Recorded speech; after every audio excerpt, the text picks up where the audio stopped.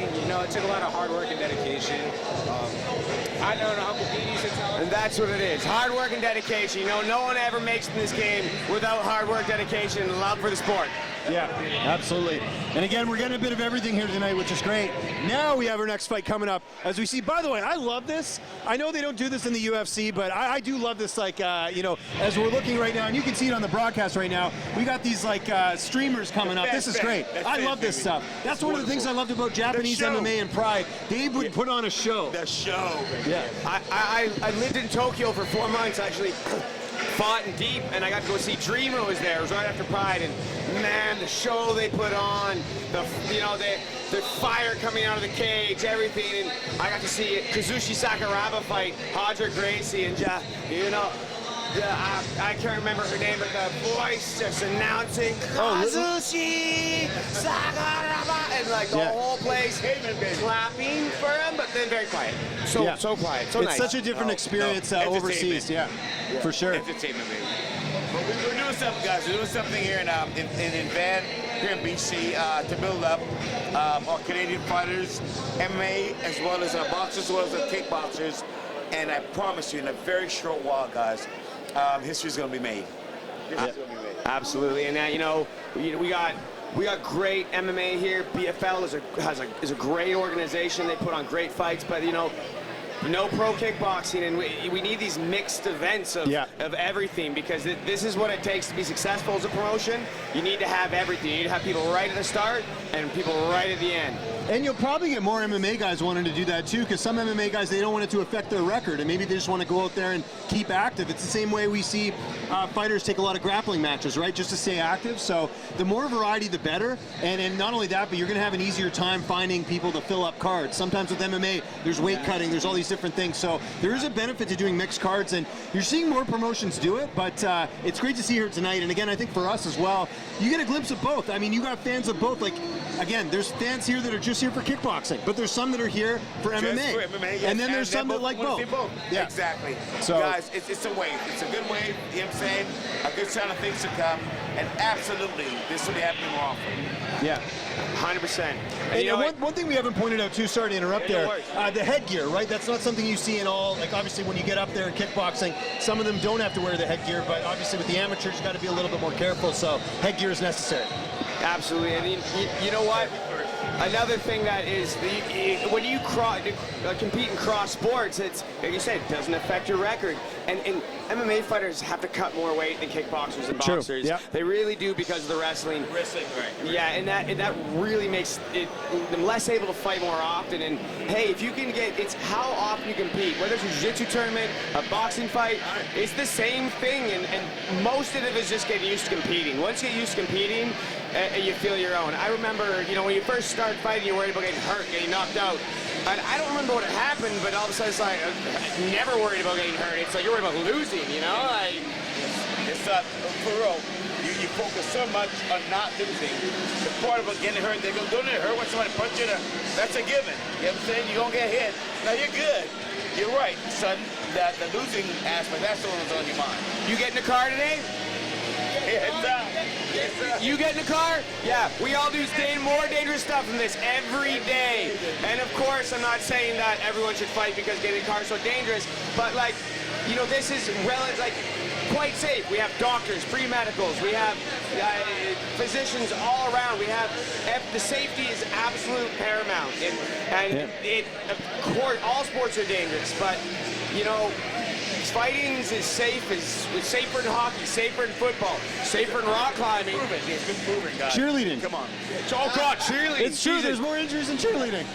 Well, here, you know what? Man versus nature sports. That's what it is. Man versus man sports are wimp. Like, and here's how you know. We need doctors, medicals to make us do this. Let us know. There's no doctors, medicals to climb a rock with the ropes because they're like, well, yeah, you're dead, man. Like, what do you want me to say? Like, no one should do that. So again, we have Emmanuel from walking to the corner right now. He'll be in the red corner here. He's coming out to Memphis Mayfire Misery. Never heard that one, but again, I'm liking the variety of tunes here tonight, you know, so it's all good. And if you listen to music, like I said, something to pump you up, but also to send a message to the opponents. Yeah. I'm serious. Yeah. What type of music did you used to come out to back in the day? I came out to R&B, something funky, but something let them know that I'm the man. Let's hear it. Upbeat and just made you put you in the zone, put you in the mood. Put me in the zone, and I'm gonna knock you out. I mean anything with let the opponent know that I'm the man. This is what's happening. Came out, I did a dance, walk into the ring. I mean, I was like the craziest dude. I remember watching a fighter one time come out and do the Michael Jackson pop lock, and he got knocked out. The coach goes, see, you shouldn't be doing that stuff. I go, you know what? That's him. That ain't me. So I kept on doing the dance. They go, you're crazy, and still win. No, what's up? And you just gotta be yourself when you walk out. You can tell when someone's forcing it, right? That's why Conor McGregor, they love him because it was him. When someone else tries to do that, that's not you. No, you gotta be you. Personality is. 100%, and you got to find yourself. A good example of that I remember was Ronda Rousey when she fought Holly Holm. You could tell she was angry, and it almost seemed forced, and then, of course, that resulted in her getting knocked out. She got in the way. Also doesn't help having your coaches say you're the best striker ever and you knock out men when it's just not going to happen. Absolutely. That's a story for another day. Here we go. Big boy. Fight number 3.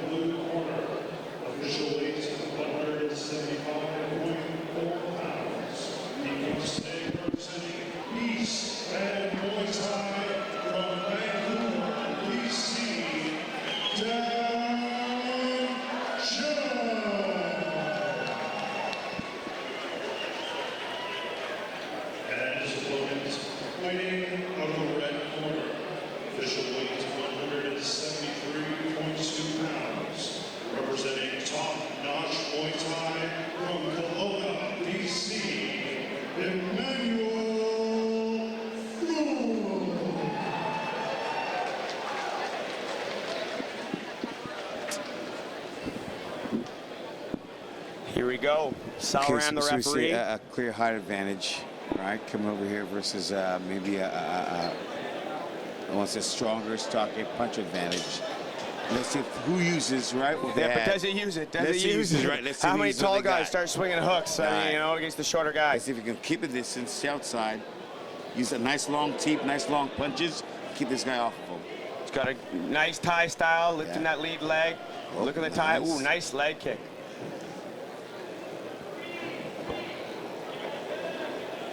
Both guys feeling each other out here. All Nice, swinging and nice miss. counter.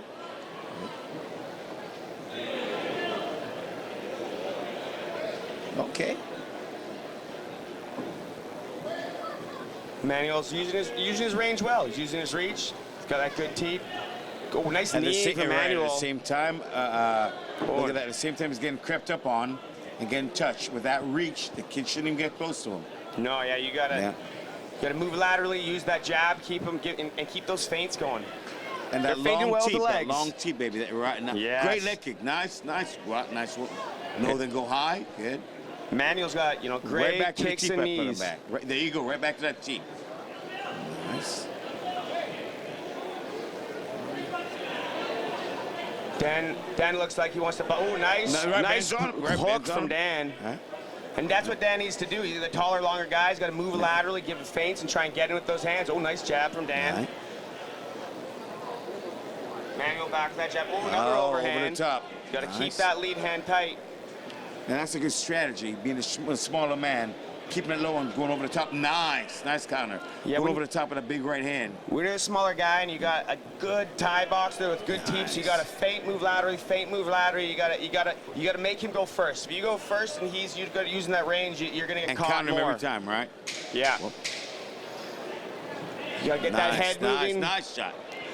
I'd like to Knock see. the head- Oh, Look at that. That's a result of the right hand, guys. That nice overhand right. It's turning that headgear around. Right. That headgear, I mean, as much as we need it here in these amateur fights, it is annoying. It is annoying. No one can get in the way at times. But how impressive that shot looked. You get the shot and the headgear comes off. That scores heavy with the judges, right? That's true. That's Right. true. It's like seeing a mouth cart fly out. Yeah. You're right, exactly. So. we get a break. I don't know if it's a low kick, mate, perhaps. I think you need to James, add you see it? more Velcro on there. Yes, a little maintenance again in the yeah. headgear. Gives him a little rest. But Yeah. also helps the other kid regroup. I think it's strategy. All right. And this can be Okay, good let's or see. bad. Sometimes that little break can make you crash a bit, That's you right. know, like especially early fights. Right. That little break can break your momentum. You know what I'm saying? I've fought myself very smart fighters. One in particular, my dear friend Ronnie Green, we're fighting in Vegas, and I threw a kick. It went a little low, but I had momentum going. And he bent over and oh God, you're killing me. And the judge, wait a minute, give me some break. And I go, smart. I recognize the trick. You feel me? I recognize what he's doing. So it's a good little trick now to bring the other guy's momentum. I love the kid is that sophisticated, and he knows what he's doing. But he played with the headgear thing and bring the other guy's momentum. Your job is, when that happens, is to go back and get your focus and come back and jump right back on him again. Absolutely, you gotta focus on the moment, not let this crowd, not the lights affect you, and just do what you do. Don't try and knock them out. Don't try and go crazy. Just win the moments. Be patient. Right. Throw 60%. You throw over 60%, you're gonna miss. You get tired. And then, at this level, probably 40%. Especially in the amateur guys. I mean, it's not about knocking somebody up. To be honest with you, get them points. Get them points. If the knockout comes, take the knockout, but win that fight. And that's why amateur boxing, it grows great fighters because of the point system. They don't award power. Yes. Obviously, we want power, we want knockout, but early on, we want to learn. We know that just throwing power is going to throw bad technique, and it's not going to lead to growing. You won't need a war of attrition, right? Hit you one time, you got to get 3 back. Look at that. When you limit rules, what happens is it makes you force the little things you need to work on, and sometimes stuff, stuff is, it's very good, but it's harder to learn, and you have something that's easier, and you just keep doing it. Well, take the easy thing away, and then you can work on the harder things. That's why sports like judo, jiu-jitsu, not everything's going to translate, but hey, if you can wrestle really well against another wrestler, and you have judo, now your judo's going to work. Now here we go again with guys with the headgear. Again, the headgear's acting up again. Check it out. The judges are seeing this. Now, the clashes are looking pretty even. But if every time we clash up, I crack you in the head, the headgear shakes off, you stumble back to your corner, it's looking bad on you. The judges are looking at the other guy. Absolutely, and if the headgear's coming off, you can't argue that was a clean hit. You know it hit, and so tape that stuff down. You don't want to ever recognize they got hit, because you get hit with an absolute missile, and if you wear it well, it looks like nothing. Or do you? They get no exactly. They get no points for that big shot. That's why footwork's so important. If your feet are out of position, you get hit with a little jab, and it makes it look a huge shot. Here we go, back in the action. Oh, nice 1-2. Oh, and a good sweep from Chan. Big points to the sweep. Sweep for the sweep, because so far the fight's been pretty even, guys. But they're rocking in the headgear. A couple of nice body kicks, powerful body kicks, a couple of good leg kicks, and that takedown is giving my man the lead right now. Absolutely. Every time you get thrown down. Now there's that right hand again. Oh, nice kick. Enter the body. Good. He answers back. Yeah, when you get swept, you got to stand back up. That takes energy. Zap the strength. Looks great. Looks good for the judges. Makes you feel good. Makes them feel not so good. Again. Both. Nice 1-2. Take over. Based on our right hand and a powerful right shin to the body, you see the takeover. A lot of blind kicks here. You wanna not get too many blind kicks. Again. You wanna get those punches leading into the kicks. Oh, into the clean. Oh, nice hook on the break. Oh, here we go, round 3. That's a tough one to call. Close round. Close round. Guess what though? They've all been close here. You know what I'm saying? With both these guys are determined. Both kids are fighting great. At the same time, that sweep just now, call for big points, and again, that faulty headgear, every time the kick gets cracked and the headgear gets rocked, he has to go back to his corner, that's making him look bad. You know what I'm saying? As of now, the blue corner is looking pretty good. Yeah, I'd say 1-1. I thought Emmanuel had round 1, but I think that round was pretty clearly Dan. Yes. So I got 1-1 between the two. I think this third round is That's what I'm saying, right? So now, what you try and do is get the first 2. As an amateur, get those first 2 rounds. You know what I'm saying? If you struggle in the third, I win the fight. But if you're 1-1, now you gotta go for it. But be careful, because that's when guys get hurt, get stopped. But just because if you think you won the first two, you gotta- don't yes. coast. Oh, no, no, Don't coast. You got to try You and don't- win. Exactly. See, one Set of the first good habits. You go out and you close the show. Exactly, baby. 100%. I hate it when you see someone that's, they're up on points and then, they don't bring the Get fight. right. Look at Max Holloway. What happened, You can lose, yes. like up the whole Yes. fight, let's Yes. stand our ground and let's throw down. You got it. Here we go, round here we three. go. Oh, Now both look at. nice step Beautiful forward jab. Yeah. Nice jab. And that was Nice he power stepped jab. through from southpaw, so yeah, power jab. Oh, there Right. you go. Now he's got the hands going. So whatever they told him in the corner, whatever they told this kid in the corner, he's coming out and putting it to use. You got to pick it up. A good coach will let you know. Hey man, this thing's dead even, dog. You got to pick this up. Check it out. Yeah, coaching it's all about saying what you need to say to that fighter because it's really about motivate. You're going to tell him like little things, but you're not going to teach him anything. Look at that. Yeah, he's on What it. are you going to motivate him with? No, that's totally motivated.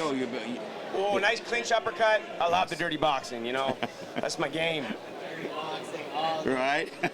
The fans love it too, right? fans are on it too, baby. Hook jab.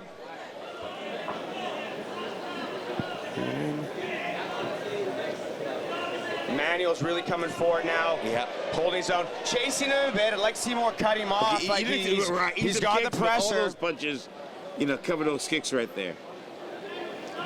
Emmanuel's, he's very blind kick for the rounds, yeah. and now he's getting his hands going. It was long, and that reach is really paying off. Oh, Nice. Look at that little delayed two on that double jab cross. Oh, a little slip two.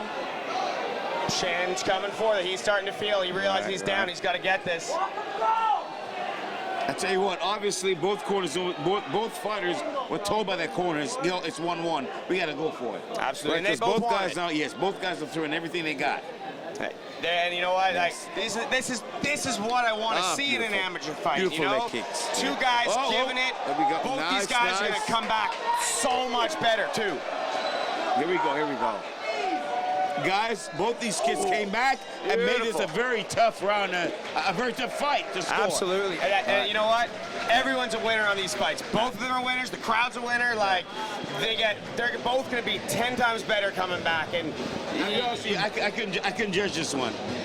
I think don't Emmanuel know. edged it slightly with that third round, but Yeah. we'll have to see what the judges say. But here's the thing. They both let it all on the line. If someone's going to come away a loser, but they're going to come away knowing they gave it their all. Even Dan, we'll see which way it goes, but it's one of those Absolutely. Winning performances by both kids. Yeah. Winning performances by both kids. absolutely. And at this point, it's a lot of learning, right? So, there'll be little mistakes that we haven't even seen in the broadcast, but they'll probably look back and say, hey, we're going to go back to the drawing board and figure that out. But again, this is the type of fight that you want to have, that people are going to want to watch and tune into, and that's what they delivered here tonight. Absolutely. Yes. And, Both kids came out tonight. For real, both kids winning. and that back to if you just take easy fights as an amateur and you go 8-9-0, it's a double-edged negative sword. One, you don't really test yourself. Two, when you go pro, they're like, oh, he's 9-0 as an amateur. You get harder fights as a pro. If you take hard fights as an amateur and you go, 6-2 or 6-3 or whatever, you go, oh, he's 6-3, he's lost. But you fought tough dudes and you Great learned. competition and then honed him. It honed him and made him stronger. Absolutely agree. And you can get easier to get some easier fights as a pro, which is what you want. You want your first fights as a pro to be easy. The guys get their records padded in the amateurs. I promise you, when they hit the pros, they get a quick wake-up call. Won't call the gentleman's name to put him out there. I think it was the 84 Olympics. Great boxer, great amateur pedigree, over 200-300 fights, beating everybody. Won the Olympics, when the Golden Olympics came out. All right, we and await lost the his first 4 rounds. judges' scorecards. Things change quick. Things change quick. Here we go. So let's find out what the judges think. I wouldn't want to judge this one. I wouldn't want to judge this one. No, I always say I never want to be a judge. That's one of the hardest jobs, being a referee and a judge.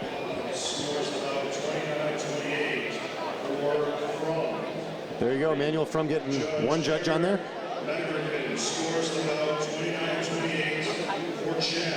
Okay. For the draw, I wouldn't be surprised. I want to hear this. Oh, split. In the red corner. Wow, Emmanuel from getting the split decision win. That last round, they saw something. Yeah. The very last round, they saw something. Maybe the last 20 seconds of the last round, they saw something. And from my vantage point, I think that was the right call. But again, this was so close. I don't have an issue either if that would have gone the other way because it was so close. Absolutely. You know? That was a great fight, and that's how I had it. But I definitely wasn't confident in my decision. No, I tell you what, guys. Sometimes it's that close, where if it went the other way, yes, arguably, good call. Good call. Either way would have been a good call, and that was a good call. A split decision, right? The judge saw an even split decision by a point. I call it, yeah. That's cool. That'll work. That'll work. It's hard. When you're a judge down there, you see one angle. It's hard, you know. Like all three judges see a different fight. But also, guys, I tell you something. I like the performances. I like the skill level that I'm seeing. At the amateur ranks, I like the skill level I'm seeing. Great. It's not just amateur. These are amateur novice fights. We haven't even gotten to the advanced amateur fights. All right. Now we're about to get to the advanced novice. Now let's do it. Let's see this. Yeah, so it's continuing on. We're going to have more kickboxing on our next fight. Fight 4 will be more kickboxing. So, again, if you guys, a lot of the kickboxing fans here are in for a treat because we're getting back-to-back kickboxing fights. And then we get a bit of a break for the main card. And then we're going to go to some pro kickboxing after this.